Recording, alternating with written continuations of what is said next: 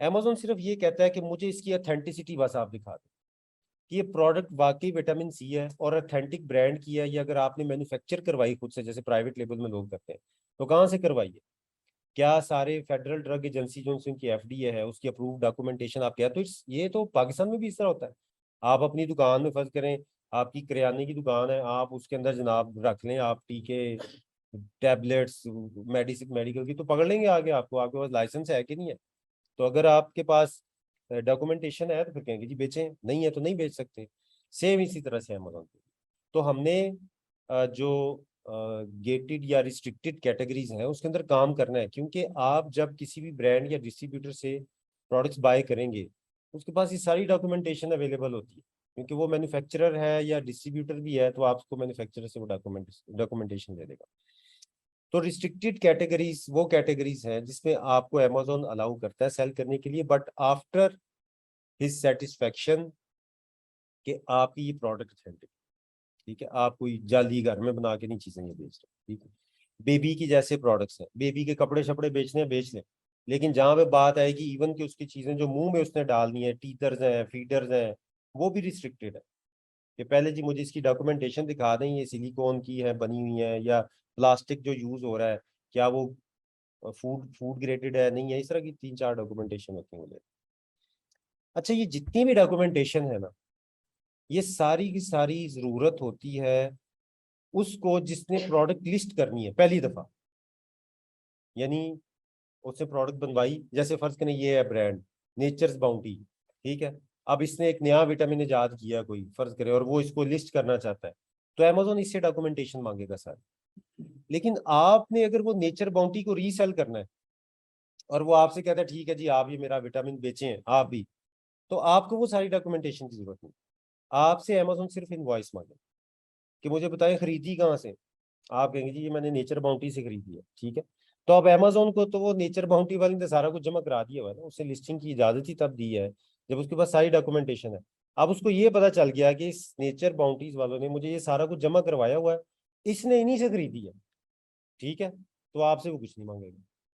Sense नहीं ना बनती, जब उसी से खरीदी है जिसने पहले सारा वो पलंदा उनको जमा करवाया हुआ है, तो फिर इससे डॉक्यूमेंटेशन लेने की क्या जरूरत है, वो रीसेलर है, वो तो उसकी प्रोडक्ट्स को रीसेल करने आया है। तो इसलिए आपने जब गेटेड कैटेगरीज में काम करना है या उसके अंदर उसको ओपन करवाना है या जैसे भी करना है, तो आपको ये सारी डॉक्यूमेंटेशन इकट्ठी करने की जरूरत नहीं। आपको तो मैं सिर्फ डिटेल इसलिए बता रहा हूँ ताकि आपकी अंडरस्टैंडिंग डेवलप हो जाए कि ये रिस्ट्रिक्टेड क्यों है, किस वजह से रिस्ट्रिक्टेड है। इसीलिए होलसेल एफबीए में रिस्ट्रिक्टेड कैटेगरीज में आप आसानी से काम कर सकते हैं। प्राइवेट लेवल में जाते हैं तो तब आपको होता है कि आप, क्योंकि आप मैन्युफैक्चरर हैं, आपने प्रोडक्ट लिस्ट करनी है, तो फिर आपको वो सारी डॉक्यूमेंटेशन जितने भी सर्टिफिकेशन है वो अमेजोन को दिखा, ठीक है। तो ये बेसिकली ओपन कैटेगरीज क्या है, बस आपने जाके लिस्ट कर देना, अमेजोन कोई डॉक्यूमेंटेशन नहीं है बस।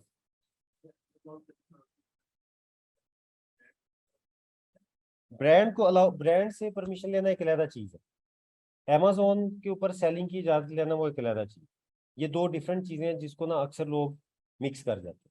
उसमें होता ये है कि जब भी वो अमेजोन पे मीटू करते हैं ना जाके, और अमेजोन कह रहे जी ठीक है आप ये प्रोडक्ट सेल कर रहे हैं, ठीक है, सेल कर, सॉरी कर सकते हैं, तो वो समझता है कि मैं इस प्रोडक्ट को कहीं से भी सोर्स करके सेल कर सकता हूँ।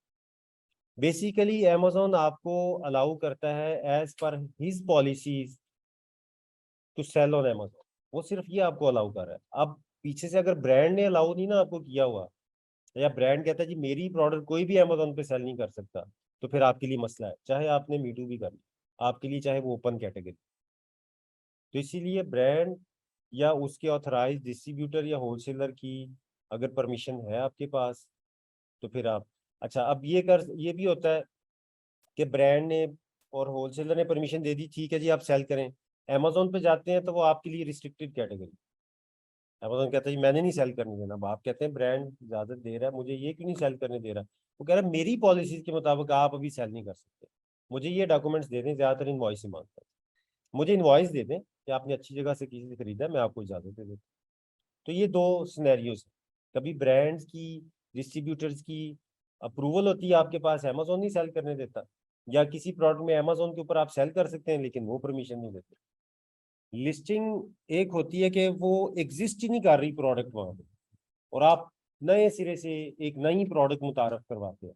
नई प्रोडक्ट का ये मतलब नहीं है कि अभी जैसे विटामिन सी है 1000 mg का, तो आपने कोई नया विटामिन सी बनाना है। इसी तरह का विटामिन सी होगा, लेकिन वो आपके ब्रांड के साथ आएगा।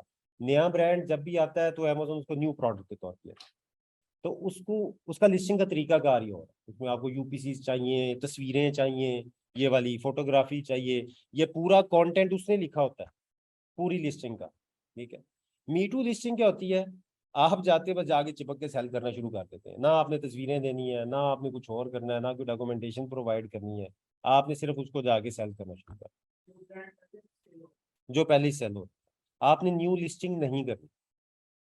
आपने एग्जिस्टिंग ब्रांड, एग्जिस्टिंग लिस्टिंग, और वो लिस्टिंग जिसकी सेल हो रही है उस पर जाके आपने कहना जी कि ये ऐसा ही है जैसे एक दुकान है, उसके अंदर फर्ज करें कि कॉस्मेटिक्स बिक रही है।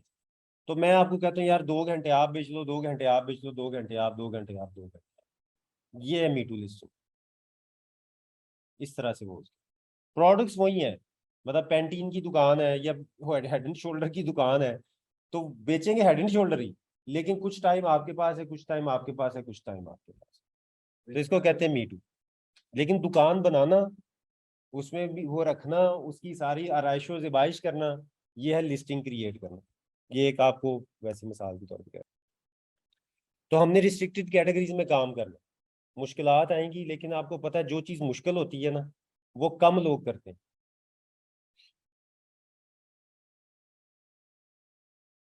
अच्छा, अब हमें ये कैसे पता चलेगा कौन सी रिस्ट्रिक्टेड है और कौन सी? वैसे तो आप अमेजोन पे मतलब जो कितनी कैटेगरीज हैं, तो बजाय के अंदाजे लगाने की इसका बड़ा आसान तरीका है। हर कंट्री की, हर डोमेन की, हर डोमेन पे अलहदा से है रिस्ट्रिक्टेड प्रोडक्ट्स की उनकी अलहदा क्राइटेरिया है और ओपन का अलहदा क्राइटेरिया। यूएस में लिस्ट और है, यूएई में लिस्ट और है। तो आपने जहां पे सेल करना है आप वो ओपन कर सकते हैं। आप सिंपली इसको जाके लिखें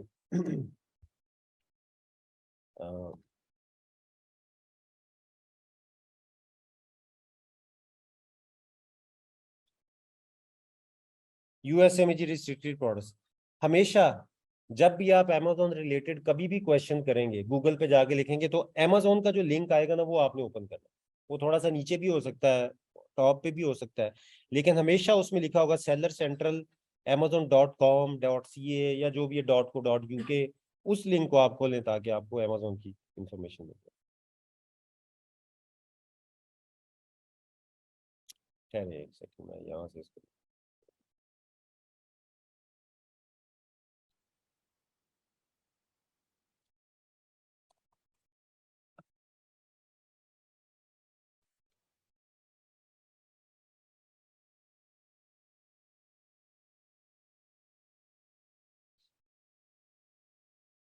ले लें।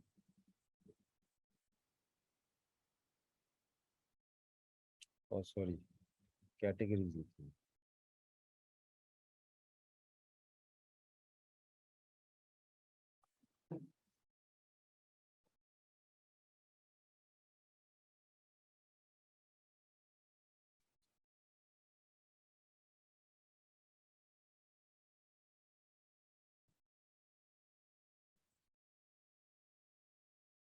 अच्छा, ये अब आप देख रहे हैं ये categories in products that's required approval. ये हम सारी को पढ़ेंगे नहीं, एक आप देख रहे हैं लिस्ट कितनी सी है। ठीक है। अब हम यहाँ पे आते हैं वापस, और फॉर एग्जांपल हम यहाँ पे लिख देते हैं यूएई।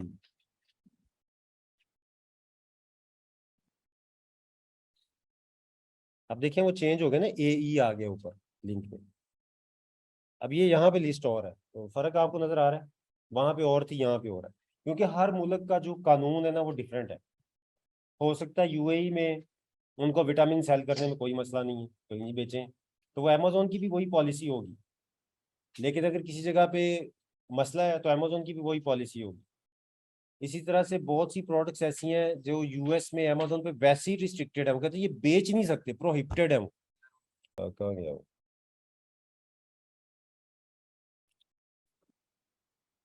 तो ये आपने एक तो पहली बात है गूगल से चेक कर लें जहां पे आप सेल करने जा रहे हैं उसके मुताबिक। सेकेंडली एक है दी फनल गुरु, बड़ी कॉमन वेबसाइट है। इनका काम ये है कि ये जो रिस्ट्रिक्टेड कैटेगरीज है ना, वो आपको ओपन करवा के देते हैं। अगर फर्ज करें किसी वजह से अमेजोन आपको नहीं अलाउ कर रहा, तो आप इनको अपने सेलर सेंट्रल की एक्सेस दे दें, इनके पास होलसेलर्स की इनवॉइसेस डॉक्यूमेंटेशन होती है, या आपको वो अनगेट करवा के दे देंगे। ठीक है, तो यहाँ पे ये जिन कैटेगरीज को अनगेट करवाने की सर्विसेज दे रहे हैं, इट्स मीन के 2000 गेटेड या रिस्ट्रिक्टेड कैटेगरीज। यहाँ पे आप अंदाजा लगा सकते हैं, जैसे लिखा हो ना, ऑटोमोटिव है, hair care and beauty appliances हैं, डाइटरी सप्लीमेंट्स हैं, बेबी टॉपिकल्स हैं, यस ऐसे पेट केयर की प्रोडक्ट्स हैं, पेट फूड है, टॉयज हैं यूके के, पावर टूल्स हैं जी, ये रिस्ट्रिक्टेड है, तो हम इनको ओपन करवाने के इतने पैसे आपसे लें। ठीक है, ये इनकी एक सर्विसेज है। तो यहाँ से आपको अंदाजा हो जाएगा कि गेटेड कैटेगरीज कौन सी होती हैं। अब इसके अंदर एक और चीज भी है, जो पुराने सेलर अकाउंट्स हैं उसके अंदर अक्सर ये होता है कि अमेजोन खुद ब खुद कैटेगरीज आपके लिए ओपन करना शुरू कर देता है। जैसे ही आप थोड़ी सी सेलिंग में आते हैं ना, तो जिन कैटेगरीज में पहले आप प्रोडक्ट लिस्ट करते हैं वो नहीं करने देता, वो खुद ब खुद ही इजाजत देता रहता है, मतलब विदाउट एनी इनवॉइस और एनी। ठीक है, वो भी चेक किया जा सकता है। एक तो ये तरीका है, फनल गुरु से या गूगल से कर लें। दूसरा तरीका ये है कि आपके पास अगर सेलर सेंट्रल है तो आप उसमें जाके उसे कर सकते हैं। कैटेगरीज को अनगेट करने की तरफ जाएं, तो ये वाह तरीका है कैटेगरीज को अनगेट करने का। ठीक है, अब किसी के पास डॉक्यूमेंटेशन होती है, वो आपको अनगेट करवा के दे देता है, आपके पास है तो आप खुद करवा दें। और यहाँ से ही आपको ये भी पता चल जाता है कि मेरे लिए ये प्रोडक्ट या कैटेगरी रिस्ट्रिक्टेड है या नहीं। फर्ज करें जैसे ये एक प्रोडक्ट है, वॉचेज रिस्ट्रिक्टेड में आती है क्योंकि इसका काउंटर फीट बहुत बनता है, जाली। यहाँ पे देखना राडो 4500 रुपए की, पता ही नहीं चलता। हाँ, प्राडो भी अपलिफ्ट, तो यही नहीं पता चलता असल है कि जाली है, पुरानी है। ठीक है, फॉर एग्जांपल ये फॉसिल, तो फॉसिल का आपने क्या किया कि एसियन नंबर लिया, ठीक है, और आपने सेलर सेंट्रल में क्या करना है, ऐड प्रोडक्ट्स, और यहाँ पे आपने इसको पेस्ट कर दिया और इसको करना है सर्च। ये अब आपके सामने आ गया। यहाँ पे आपने न्यू सिलेक्ट करना है, हमेशा आप हमेशा नई प्रोडक्ट्स बेचें। अब उसने क्या कह दिया, अप्लाई टू सेल, यानी कि आप इसको अप्लाई करना पड़ेगा if you want to sell. चलें जी, अब ये आपके लिए क्या प्रोडक्ट है, कैटेगरी भी गेटेड है, प्रोडक्ट गेटेड है, मतलब ये आपके लिए रिस्ट्रिक्टेड है, गेटेड है, जो मर्जी नाम दे। अप्लाई टू सेल करें। ठीक है जी, मैंने सेल करना है। फॉसिल ब्रांड इन new US based service collective, ठीक है, इसको रिक्वेस्ट अप्रूवल। नहीं, उसने कहा जी कि at least one purchase invoice for product from A manufacturer और डिस्ट्रीब्यूटर, मुझे ये फराहम कर दें तो मैं आपको इसे सेल करने की, मतलब रिव्यू में ले जाएगा, 2 से 3 दिन रिव्यू करता है और उसके बाद ये आपको सेल करने की परमिशन दे देता है। यहाँ पे वो क्या मांग रहा है, document must meet the following requirements dated on और आफ्टर February 28, यानी कि विद इन 180 डेज। आज आप अप्लाई कर रहे हैं तो पिछले 180 दिन के अंदर अंदर का ये डॉक्यूमेंट्स होना चाहिए, और ये नहीं कि आप 2 साल पुराना उसको इनवॉइस को ही पकड़ा दें आप। Includes your name and address matching the information in your selling account, यानी कि वो इंफॉर्मेशन उस पर लिखी हो इनवॉइस पे। इनवॉइस पे क्या होता है, जिसने खरीदी होती है उसका लिखा होता है ना, नाम पता सारा कुछ, तो वहां पे वो नाम पता होना चाहिए जो आपका सेलर सेंट्रल में। अब अक्सर लोग यहाँ पे, एक मैं आपको एक्सप्लेन कर दूं, अक्सर लोग ये कहते हैं जी कि अगर हम अपने इंडिविजुअल नेम पे बना के सेलिंग करें, ठीक है, और बाय हम किसी कंपनी के थ्रू कर लें, तो उसमें क्या होता है, जब भी आप किसी कंपनी के थ्रू बाय करेंगे, इनवॉइस हमेशा उस कंपनी को जनरेट की जाएगी। अगर वो आपकी कंपनी है फॉर एग्जांपल, लेकिन आपने अपना अकाउंट अपग्रेड नहीं किया हुआ उस कंपनी के नेम पे, तो वो इनवॉइस भी अमेजोन एक्सेप्ट नहीं करेगा। फिर वो कहेगा अपने नाम की इनवॉइस ला के दो मुझे। अब ब्रांड को आप कहेंगे, वो आपके नाम की इनवॉइस नहीं देगा। इसलिए जब भी आप सेलर सेंट्रल बनाते हैं और जिस बेस पे आप बिजनेस करते हैं, आपका सेलर सेंट्रल भी उसी चीज पे अपग्रेडेड होना चाहिए। ठीक है, फर्ज करें कि आपका ये उलट ले लेते हैं, आपका सेलर सेंट्रल बिजनेस का है, और आपने पर्सनली कहीं से जाके कुछ प्रोडक्ट्स खरीद ली हैं और उसने आपके नाम की इनवॉइस बना दी है। अब आप उसको जाके उस पर अपलोड करेंगे, अमेजोन हो सकता है वो भी नहीं मानता। अक्सर ये मसला बनता है, अमेजोन कहता है नहीं, ये company based business based account है, मुझे बिजनेस इनवॉइस चाहिए, यानी कि जिस जिस बिजनेस ने खरीदा। ठीक है, तो आपका उस इनवॉइस पे क्या होना चाहिए, वही सारा कुछ होना चाहिए जो आपने सेलर सेंट्रल में डिक्लेयर किया हुआ कि ये मेरा बिजनेस अकाउंट है, ये मेरी कंपनी है, ये मेरा नाम है, वही कुछ वहां पे होना चाहिए इनवॉइस पे, तो वो इनवॉइस एक्सेप्ट हो जाएगी। Include the name and address of the manufacturer, ये इनवॉइस का स्टैंडर्ड प्रोसीजर है, वहां पे बेचने वाले खरीदने वाले दोनों का नाम लिखा होता है। आप पाकिस्तान में भी कोई इनवॉइस लें तो उसके ऊपर जिसने खरीदा है उसका नाम है, जिसने बेचा उसका नाम। अब उसका नाम, पता, एड्रेस, ईमेल, फोन नंबर उसके ऊपर होना चाहिए, क्योंकि आजकल अमेजोन कॉल करता है, कॉल करके पूछते हैं जी कि आपका ये इनवॉइस नंबर है, ये कि उसने परचेज की है, वो कहेंगे यस, बस आपकी एक्सेप्ट होगी दूसरी वक्त। अगर उसने कहा जी नो, तो बस फिर आपका मसला है। परमिट प्राइसिंग इंफॉर्मेशन ऑप्शनल उसने दिया कि अगर आप चाहते हैं कि किस कीमत पे आपने चीजें खरीदी हैं वो नहीं शो करना चाहते, इसका कोई इतना मसला नहीं होता, तो आप उसको हाइड भी कर सकते। मेन चीज है उसने वो कॉन्टेक्ट डिटेल्स और वो सारा कुछ आपका पढ़ना होता है। Please note that we may verify your submitted documentation by contacting product vendor. ठीक है, हम उनको राब्ता करके कर सकते हैं। लें, यहाँ पे आपने क्या करना है, पहले ये अगर आपकी ये रिक्वायरमेंट्स पूरी हैं, सारा कुछ है, आप उसको चेक करें कि जी ये मैंने चेक कर लिया है। उसके बाद वो फाइल यहाँ पे अपलोड कर दें, वो इनवॉइस, और इसको सेंड कर, ये सबमिट कर, 3 से 5 दिन ये रिव्यू में लेके जाएगा। कभी कभी बड़ी जल्दी कर देते हैं, तो आपको ईमेल आ जाएगी कि आप लिस्ट कर सकते हो। ठीक है, फिर आप क्या करेंगे, यही प्रोसीजर करेंगे दोबारा से, कैटलॉग में आएंगे, ऐड प्रोडक्ट करेंगे, और यही एसियन नंबर यहाँ पे पेस्ट करेंगे। ठीक है, वैसे ही इसको सर्च करेंगे।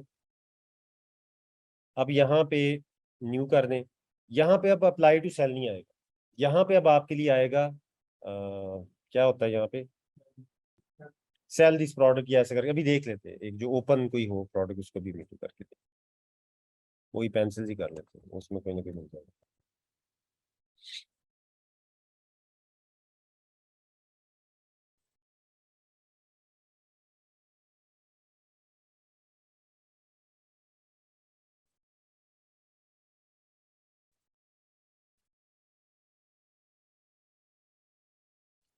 फिर आपको जैसे कि ये सेल दिस प्रोडक्ट आ रहा है ना, जब आपकी कैटेगरी ओपन हो जाएगी तो वो अप्लाई टू सेल की जगह पे आ जाएगा सेल दिस प्रोडक्ट। अच्छा, अगर आपने कोई एसियन आपने यहाँ पे जाके पेश किया और डायरेक्टली आपको नजर आ गया सेल दिस प्रोडक्ट, इसका क्या मतलब है, ये आपके लिए ओपन है, इसके लिए आपको कुछ करने की जरूरत नहीं है, या अब आप इसे बेच सकते हैं। ठीक है, लेकिन अमेजोन ने अलाउ कर दिया आपको लिस्ट करने का, बेचने का। अगर ब्रांड ने नहीं अलाउ किया तो फिर आपने वो लिस्टिंग अभी भी नहीं कर सकते। या आपने फर्क को समझना है। ये अक्सर आपको एक लफ्ज यूज होता है जी, सॉफ्ट अप्रूवल्स। सॉफ्ट अप्रूवल्स यही होती हैं कि आपने अमेजोन पे मीटू करने के लिए किया जाके, यही मीटू करने का भी यही तरीका है लिस्टिंग का। आपने करने की कोशिश की, उसने कहा जी सेल करें, अगर इजाजत दे दी है तो ठीक है, नहीं दी तो नहीं सेल कर सकते। ये सिर्फ और सिर्फ ये प्रोसीजर अमेजोन के ऊपर लिस्टिंग को मीटू करने की इजाजत होने या ना होने, कैटेगरी ओपन है तो सेल दिस प्रोडक्ट आ जाएगा, नहीं ओपन तो अप्लाई ना हो आ जाएगा। अच्छा, अक्सर में वो लिखा होता है नॉट अवेलेबल। अक्सर आप जाएंगे ना यहाँ पे ये करेंगे न्यू अकाउंट्स के ऊपर नॉट अवेलेबल, इसका मतलब है वो सिरे से आपको इजाजत ही नहीं दे रहा कि ये प्रोडक्ट अभी नहीं आप सेल कर सकते किसी भी सूरत में। ठीक है, तो वो फिर आपको कोई और प्रोडक्ट, तो अगर तो आपके पास सेलर सेंट्रल होगा तो ये बड़ा आसान है, आपने सिर्फ वो एसियन कॉपी पेस्ट करना है, आपको पता चल जाएगा ये आपके लिए रिस्ट्रिक्टेड है या नहीं। इसमें एक और प्रोसीजर भी है, फर्ज करें आपको इनवॉइस चाहिए, तो बहुत से होलसेलर या डिस्ट्रीब्यूटर वो आपसे कहते हैं कि अच्छा ठीक है, आपकी कैटेगरी अभी रिस्ट्रिक्टेड है, आप पता चले जी हमारे से, आप उनको कह रहे होते हैं कि आप, हम आपसे इन्वेंट्री खरीद लें, और पता चले अमेजोन उसको ओपन ही ना करे बाद में और हम इन्वेंट्री लेके बैठे रहें, ये पूछ रहे हैं आप। उसका तरीका ये होता है कि आप उस होलसेलर से बात करें, और ये 90% एग्री करते हैं इसके ऊपर, कि मैं आपको ये $100 भेज रहा हूँ, आप मुझे इनवॉइस दे दें। वो आपको रियल एक परचेज इनवॉइस बना के दे देगा, परफॉर्मा इनवॉइस नहीं, परचेज इनवॉइस।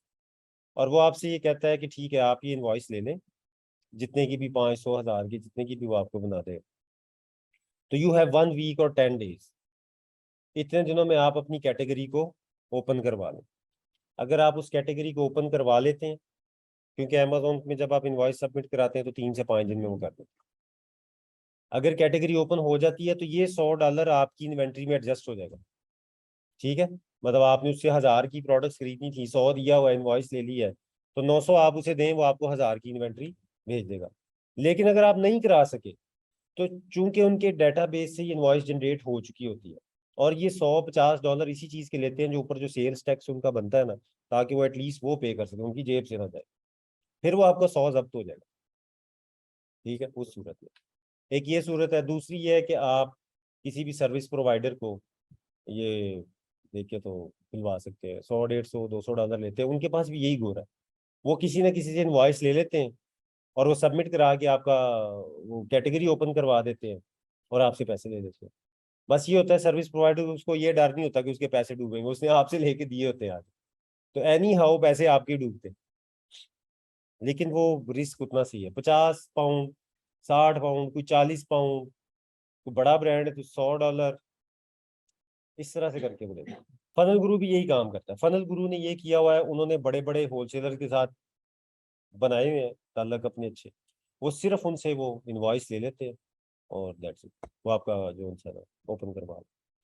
ये जो मैंने आपको कैटेगरी अनगेट करने का तरीका बताया ना, इसके अलावा दुनिया में कोई तरीका नहीं कैटेगरी को अनगेट करने, सिर्फ आपके पास डॉक्यूमेंट्स होने चाहिए। आपके पास नहीं है तो किसी सर्विस प्रोवाइडर के पास है, वो आपको। Amazon को बाहर से कहीं से भी आप यही करेंगे, मी टू करेंगे, वो नहीं सेल करने दे रहा, अप्लाई टू सेल करेंगे, उसने आपसे इनवॉइस मांग ली है, इनवॉइस दे दें उसे, रिव्यू में ले जाएगा।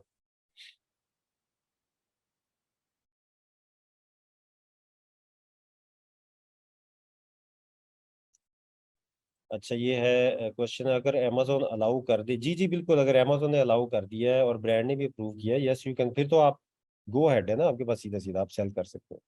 अब क्या हमने शुरू में अवॉइड करना है सेलिंग में as a new seller? Avoid, avoid का मतलब ये है कि अभी रुकना है, बाद में जब आप थोड़े से एक्सपीरियंस हो जाएंगे तो आप उसको सेल कर सकते हैं। पहली चीज है ऐसी प्रोडक्ट्स जिसमें लाइबिलिटी के इश्यूज आए। ठीक है, जैसे कि फ्रेजाइल नेचर की प्रोडक्ट, आपने, क्योंकि आप पाकिस्तान में बैठे हैं, आपने ब्रांड से या किसी से ऑर्डर की, वो पहुंच गई, अब आपने देखी नहीं कभी प्रोडक्ट, अब वो प्रेप में भी चली गई, वहां पे उस पर लेबल लग गए, या आपके वहां पे कोई दोस्त रिश्तेदार के घर, जैसे भी आपने उसको करना होगा, फिर वो अमेजोन पे चली गई, अमेजोन से आगे कस्टमर के पास चली गई, कस्टमर ने डब्बा खोला, टूटी हुई है। अब बताएं वो क्या, किसका नाम ले? वो ऑब्वियसली सबसे पहले अमेजोन को तस्वीरें भेजेगा, ये प्रोडक्ट टूटी हुई निकली है। अमेजोन आपसे कहेगा जी ये टूटी हुई है, आप उससे कहेंगे, मानना किसी ने नहीं है। अमेजोन ने एट दी एंड रिफंड आपको डाल दे कि आप जी कस्टमर के पैसे मैंने वापस कर दिए, बल्कि उसने तो आपसे पूछना ही नहीं है, वो पहले कस्टमर को पैसे वापस कर देते हैं, उसके बाद आपको ईमेल आती है कि इसको मैंने पैसे वापस कर दिए हैं। 45 डेज का वो टाइम देगा, कि मैं 45 डेज इन्वेस्टिगेट भी करेंगे हम कि ये किसकी गलती से ये आपकी प्रोडक्ट इस वक्त अनसेलेबल कंडीशन में, आपकी वजह से है, आप पहले ही टूटी आई थी, या कस्टमर से टूटी है। अगर तो वो आइडेंटिफाई कर लें कि कस्टमर ने कुछ किया, तो फिर वो कस्टमर के फिर क्रेडिट कार्ड से चार्ज करके जो उसने पहले वापस किए, फिर आपको पैसे देते। अक्सर मुझे आते रहते हैं, पहले रिफंड आएंगे, रिटर्न्स आएंगी, वो दो दो तीन तीन आ रहे हैं दिन के, फिर कुछ 30-40 दिन के बाद ना एकदम अमेजोन की तरफ से रीइंबर्समेंट आनी शुरू हो जाती है, उसके अंदर कुछ आ जाती है, कुछ नहीं आती। तो ये इसी तरह से ये इसके अंदर चलता रहता है। तो फ्रिजाइल नेचर की चीजें, चाहे वो शीशे की हैं, लकड़ी की, फ्रिजाइल नेचर पता है क्या होती हैं? ऐसे हल्की सी ठोकर लगी टूट गया, जरूरी नहीं कि शीशे, नाजुक चीज है, नाजुक चीज है, कोई बड़ी वॉल्यूम में है, कोई ग्लोब फनूस या पता नहीं कुछ भी हो सकता है। तो ज्यादातर चूंकि हमारे जहन में ग्लास आता है सबसे पहले, कि ये सबसे पहले चीज टूट सकती है, तो ग्लास की प्रोडक्ट। रिटर्न में ये होता है कि अमेजोन ने सेल की प्रोडक्ट, उसने फर्ज किया, उसने डब्बा खोला, उसने कहा नहीं यार ये तो रंग ही गलत आ गया, मुझे पसंद नहीं है, वो मैंने लाल कहा था, मुझे ब्लैक खरीद लेना चाहिए था। वो बॉक्स बंद करेगा, अमेजोन को रिटर्न भेज देगा, अमेजोन के पास रिटर्न आएगी, अमेजोन उस प्रोडक्ट को चेक करेगा, चेक करेगा कि ये प्रोडक्ट सेलेबल कंडीशन में है कि नहीं। अगर सेलेबल कंडीशन में है तो वापस रख देगा इन्वेंट्री में, ऐड कर देगा वापस। अगर वो सेलेबल कंडीशन में नहीं है, पैकेजिंग का अमेजोन को इश्यू नहीं होता है, अमेजोन को रीपैकेजिंग कर देता है, वो उनको कोई मसला नहीं है, उन्होंने अपने एनवेलप में भेजनी होती है, उसको भेज देते हैं। लेकिन अगर प्रोडक्ट डैमेज हो चुकी है, जो सेल नहीं हो सकती दोबारा, तो फिर वो जोन सा है, आपको नोटिफिकेशन आ जाएगा कि जी कि आपकी प्रोडक्ट जो सी है ये अनसेलेबल कंडीशन में है, बताएं क्या करना है, इसको डिस्पोज करना है कि वापस मंगवाते हैं, कोई एड्रेस दें, उस पर हम आपको भेज देते हैं। तो ये जो आपके इधर बाजारों में आजकल अमेजोन की प्रोडक्ट्स बिक रही, देखी कभी है? हाँ, वहां पे ये इधर मॉडल बाजारों में चले जाएं, मुझे एक दोस्त ने कहा, मैंने कहा यार जाके देख के आता हूँ वहां पे आखिर कौन सी ऐसी अमेजोन की प्रोडक्ट, गए तो FNSQ लगे हुए हैं उसके ऊपर सब कुछ। जैसे अगर एक स्पैचुलास का सेट है चमचों का, वो एक आधा गायब है, चमचे बाकी ठीक है, वो पड़े हुए हैं उसी तरह से, बहुत ज्यादा ढेर लगा हुआ वहां पे ना इस तरह की प्रोडक्ट्स का।